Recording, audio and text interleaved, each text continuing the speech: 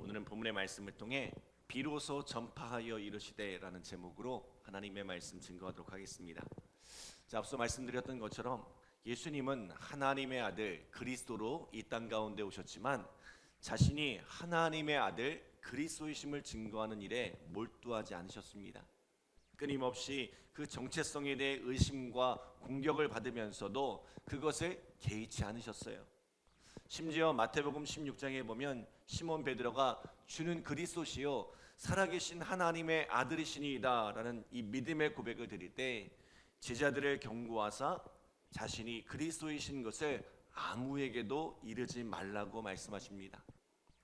예수님은 단지 하나님의 뜻을 이루는데, 하나님께서 맡겨주신 사명을 이루는데 집중하셨습니다. 그리고 뭐라고 말씀하셨어요? 내가 행하는 그 일로 말미암아 나를 믿으라고, 그 일로 말미암아 나를 알라고 말씀하십니다. 마태복음 7장 20절에도 이런 말씀이 있죠. 이러므로 그들의 열매로 그들을 알리라. 나는 이런 사람이야 아무리 떠들어봐야 소용이 없다는 거예요. 그 사람의 삶을 보면, 그 사람의 삶을 통해 맺어지는 열매들을 보면 그냥 그 사람이 어떤 사람인지를 알 수 있다는 거예요. 예수님도 마찬가지입니다. 예수님은 그저 묵묵히 자신의 사명을 감당하셨어요. 예수님은 자신이 그리스도라 하나님의 아들이라 증명하려고 애쓰지 않았지만 곁에서 그분의 삶을 바라보던 사람들이 하나 둘 알아가기 시작했다는 거예요. 저가 바로 하나님의 아들 그리스도구나 깨닫게 되었다는 거예요. 오늘 우리의 삶도 주님 앞에 그렇게 삶으로 증명되는 은혜가 있기를 소원합니다. 우리의 삶의 열매로 증명되는 저와 여러분 되시기를 간절히 기도합니다. 자, 오늘 본문은 예수님께서 이 공생애를 시작하면서 행하신 세 가지 일에 대해서 기록하고 있습니다. 그 행한 일로 예수님을 알라고 하셨는데 이 세 가지 일은 예수님께서 이 땅에 오신 목적이 무엇인지, 예수님의 사명이 무엇인지를 밝히 보여주고 있어요. 왜 예수님이 하나님의 아들이신지, 왜 예수님이 그리스도이신지를 밝히 알려주고 있는 것입니다. 자, 오늘 예수님께서 행하신 첫 번째 일이 무엇입니까? 우리 17절 함께 읽겠습니다. 17절 시작. 이때부터 예수께서 비로소 전파하여 이르시되 회개하라 천국이 가까이 왔느니라 하시더라. 아멘. 자, 예수님의 공생의 첫 번째 사역은 천국을 선포하는 것입니다. 천국이 가까이 왔느니라 선포하셨어요. 여러분, 천국이 가까이 왔다는 것이 뭘까요? 곧 지구의 종말이 온다는 뜻일까요? 우리의 죽을 날이 가까이 왔다는 것일까요? 그 의미를 알기 위해서는 먼저 천국이 무엇인지를 알아야 합니다. 여러분, 천국이 뭐예요? Kingdom of Heaven. 천국은 하나님의 나라입니다. 그렇다면 하나님의 나라는 또 뭐예요? 하나님의 온전한 통치와 다스림이 있는 곳이 바로 하나님의 나라입니다. 세상 모든 사람이 하나님을 온전히 알고 또 그분의 뜻을 알아 그분의 온전한 다스림 속에 살아가는 것을 하나님의 나라라고 합니다. 우리는 이 하나님의 나라를 기다립니다. 장차 예수님께서 심판주로 다시 오실 때 세상을 멸하시고 이 땅 가운데 영원한 하나님의 나라를 세우실 것을 믿습니다. 또한 우리가 이 땅 가운데서 삶을 다하면 영원한 하나님의 나라에 이를 것을 믿습니다. 우리는 이러한 천국 소망을 가지고 살아갑니다. 그러나 동시에 우리는 어떤 소망을 가지고 살아갑니까? 우리가 사는 날 동안에 이 땅에서 하나님의 나라를 이루고 그 하나님의 나라를 누리며 살아갈 것을 기대합니다. 하나님의 나라는 우리가 죽어서만 종말에 이르러서야 경험할 수 있는 것이 아닙니다. 우리가 이 땅에서 하나님의 통치와 다스림 속에 살아갈 때 그곳에서 하나님의 나라를 이루고 하나님의 나라를 누리며 살아가는 것입니다. 우리가 온전한 하나님의 통치와 다스림 안에 있으면 내 삶이 하나님의 나라가 됩니다. 우리의 가정이 하나님의 통치와 다스림 안에 있으면 우리의 가정이 하나님의 나라가 되는 거예요. 우리 교회가 하나님의 통치와 다스림 안에 있으면 이 교회 공동체가 하나님의 나라가 됩니다. 우리가 경영하는 사업과 직장이 하나님의 통치 안에 있을 때, 이 나라가 하나님의 다스림 안에 있을 때 우리는 그것을 하나님의 나라라고 이야기합니다. 자, 이것이 어떻게 가능합니까? 내가 더 이상 내 뜻과 내 욕심을 따라 살지 않고 예수님께서 내 삶의 주인 되어 주실 때, 성령님께서 내 마음에 성전을 짓고 그곳에서 함께 살아가실 때에 하나님의 나라가 이루어지는 거예요. 여러분, 우리의 힘과 우리의 의지로는 이 하나님의 뜻을 알 수도 없고 또 그 뜻을 안다고 해도 행할 수 있는 힘이 없습니다. 그것을 증명한 이들이 이스라엘이에요. 우리의 힘과 노력으로는 하나님의 백성, 하나님의 사람으로 살아갈 수가 없습니다. 죄를 이길 힘이 없습니다. 그러나 예수님께서 십자가의 죽으심으로 우리를 거듭나게 하실 때, 성령의 충만함을 입고 살아갈 때에 우리는 비로소 하나님의 백성, 하나님의 사람으로 살아갈 수 있습니다. 능히 죄를 이길 뿐만 아니라 세상을 변화시키는 능력 있는 삶을 살아갈 수 있습니다. 천국이 가까이 왔다는 것은 바로 이것을 뜻하는 거예요. 예수님께서 십자가의 사명을 이루시고 성령을 부어주심으로 우리 안에 천국 하나님의 나라를 이루어 가시겠다는 것입니다. 유대인들은 그리스도 메시아가 오면 이스라엘을 회복하여 로마를 물리치고 다윗과 솔로몬의 영광을 재현하리라 생각했지만, 하나님께서 회복하시고자 하는 하나님의 나라는 이스라엘이라는 작은 땅덩어리가 아니라 온 세계, 온 민족으로 하나님의 나라가 되기를 바라신다는 거예요. 예수님은 바로 이 일을 위해 오셨다는 것입니다. 사랑하는 여러분, 천국을 경험하고 계십니까? 내 삶에 천국이 이루어지고 있습니까? 우리의 삶은 하나님의 통치와 다스림 안에 있습니까? 오늘 내 삶에서, 또 우리의 가정에서, 교회 공동체에서, 직장과 사업터 안에서 천국을 이루고 천국을 누리며 살아가는 우리 성도들이 되시기를 간절히 기도합니다. 자, 예수님께서 행하신 두 번째 일은 사람을 세우는 일이었습니다. 자, 우리 18절, 19절 말씀 함께 읽겠습니다. 18절, 19절 시작. 갈릴리 해변에 다니시다가 두 형제 곧 베드로라 하는 시몬과 그의 형제 안드레가 바다에 금을 던지는 것을 보시니 그들은 어부라 말씀하시되 나를 따라오라 내가 너희를 사람을 낚는 어부가 되게 하리라 하시니. 아멘.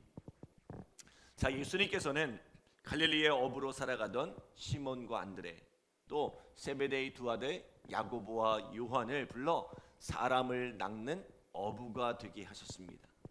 다시 말하면 예수님은 그들을 제자로 부르셨어요. 여러분, 예수님의 관심은 사람을 모으는 데 있지 않습니다. 예수님의 행하신 일들이 알려지면서 그 기적과 능력을 보기 위해 수많은 사람들이 몰려들었습니다. 가는 곳마다 큰 무리가 따랐고, 심지어 그 중에는 예수님을 자신들의 임금으로 삼고자 하는 이들도 있었습니다. 세상에서 무리는 권력이요 또 돈이 됩니다. 그래서 많은 이들이 무리를 모으는데 많은 에너지를 쏟습니다. 오늘날에도 그렇잖아요. 많은 구독자, 많은 조회수를 가진 사람을 인플루언서라고 하죠. 사람들은 이런 영향력 있는 사람이 되길 원해요. 그러나 예수님은 의도적으로 그들을 떠나 다른 곳으로 피해 가시는 것을 보게 됩니다. 왜요? 이 무리는 불어버리면 날아가는 사람들이기 때문입니다. 예수님은 무리가 아니라 소수의 사람들을 세워가는데 집중하셨습니다. 제자를 세우는 일에 집중하셨어요. 그들을 진정한 하나님의 사람으로 변화시키는데 마음을 쏟았습니다. 그리고 택하신 그들을 끝까지 사랑하고 끝까지 책임지셨습니다. 때문에 요한복음 13장 1절에 이렇게 말씀하죠. 유월절 전에 예수께서 자기가 세상을 떠나 아버지께로 돌아갈 때가 이른 줄 아시고 세상에 있는 자기 사람을 사랑하시되 끝까지 사랑하시니라. 예수님은 자기 사람들을 끝까지 사랑하셨습니다. 자신이 십자가에 달려 죽어야 하는 이 절박한 상황에도, 심지어 제자들이 자기를 배신하고 다 버릴 때에도 예수님은 그들을 포기하지 않고 끝까지 사랑하셨어요. 우리는 인스턴트 사랑에 익숙해져 쉽게 사랑하고 쉽게 버립니다. 어떻게 보면 필요에 따라 그저 서로를 이용할 뿐입니다. 그러나 예수님은 신중하게 선택하시고 택하신 그 사람들을 끝까지 사랑하시고 끝까지 책임지시더란 거예요. 그리고 그렇게 세워진 소수의 사람들이 세상을 변화시키고 하나님의 나라를 확장해 가는 것을 보게 됩니다. 오늘날 교회의 위기는 어디에서 오는 것일까요? 제자가 아닌 무리의 공동체가 되어 있기 때문입니다. 교회는 무리를 모으는 데 마음을 쏟고 성도들은 교회를 쉽게 선택하고 또 쉽게 버립니다. 지난날 교회는 1%의 성도들만으로도 세상을 뒤흔들었는데 지금 교회는 생존을 걱정하는 신세가 되었습니다. 주님의 관심은 무리를 모으는 데 있지 않습니다. 그저 그분의 관심은 사람을 살리고 사람을 세우는 데 있습니다. 그래서요, 예수님을 따라가면 삶이 회복되고 삶이 건강해집니다. 분명 예수님을 따르는 길은 십자가의 길, 헌신하고 희생하는 길이라고 했는데 그 삶이 점점 더 건강해지고 점점 더 풍성해지는 거예요. 왜요? 예수님이 오신 것은 양으로 생명을 얻고 더 풍성히 얻게 하려는 것이기 때문입니다. 사랑하는 여러분, 사람을 살리고 사람을 세우시는 이 예수님으로 말미암아 풍성한 삶을 살아가는 우리 믿음의 성도들 되시기를 간절히 기도합니다. 마지막으로 예수님이 하신 일은 치유하고 회복하는 일입니다. 자, 우리 23절, 24절 말씀 함께 읽겠습니다. 23절, 24절 시작. 예수께서 온 갈릴리에 두루 다니사 그들의 회당에서 가르치시며 천국 복음을 전파하시며 백성 중에 모든 병과 모든 약한 것을 고치시니 그의 소문이 온 수리아에 퍼진지라. 사람들이 모든 앓는 자 곧 각종 병에 걸려서 고통하는 자, 귀신 들린 자, 간질하는 자, 중풍병자들을 데려오니 그들을 고치시더라. 아멘. 자, 예수님께서는 친히 많은 병자들을 고쳐주셨습니다. 그 손이 닿는 곳마다 치유와 회복이 일어났습니다. 이사야 35장 5절로 6절에 보면 그리스도가 오실 때 이러한 치유와 회복이 일어나리라고 예언합니다. 그때에 맹인의 눈이 밝을 것이며 못 듣는 사람의 귀가 열릴 것이며 그때에 저는 자는 사슴같이 뛸 것이며 말 못하는 자의 혀는 노래하리니 이는 광야에서 물이 솟겠고 사막에서 시내가 흐를 것임이라. 아멘. 왜 예수님이 가는 곳에 이러한 치유와 회복이 일어났을까요? 그가 이루실 하나님의 나라가 그러한 곳이기 때문입니다. 요한계시록 21장 4절에 보면 천국 하나님의 나라는 모든 눈물을 그 눈에서 닦아주시니 다시는 사망이 없고 애통하는 것이나 곡하는 것이나 아픈 것이 다시 있지 아니하리니 처음 것들은 다 지나갔음이로라 라고 말씀합니다. 이 천국을 이 땅에서 맛보게 하시는 분이 바로 우리 예수님이란 거예요. 사랑하는 여러분, 저는 여러분에게도 이러한 치유와 회복의 역사가 일어나기를 소원합니다. 우리의 질병을 고쳐주시고 우리의 연약함을 치유하사 삶의 문제들이 해결되는 하나님의 응답이 우리 사랑하는 성도들의 삶 가운데 가득하기를 간절히 기도합니다. 그래서 이 땅을 살아가는 동안 하나님의 나라를 맛보고 이 천국을 경험하며 살아가는 우리 믿음의 성도들 되시기를 간절히 기도합니다. 기도하겠습니다. 하나님 감사합니다. 복된 새벽을 허락하여 주시고 또 이 새벽에 우리 가운데 말씀하여 주심에 감사드립니다. 우리의 마음과 심령들이 날마다 이 예수님으로 말미암아 깨어나게 하여 주시고 주님과 함께 동행하며 살아갈 때에 하나님의 나라 천국을 경험하게 하여 주시고 우리의 삶이 살아나고 인생이 회복되어지며 우리의 모든 연약함이 떠나가는 귀한 믿음의 역사와 은혜를 경험케 하여 주시옵소서. 오늘 이 새벽에도 그 주님 붙들고 간절한 마음으로 기도하는 우리 성도들 주님께서 응답하여 주시고 치유와 회복과 하나님 해결의 역사들이 일어날 수 있도록 주님 인도하여 주시옵소서. 감사드리며 예수님의 이름으로 기도드립니다. 아멘.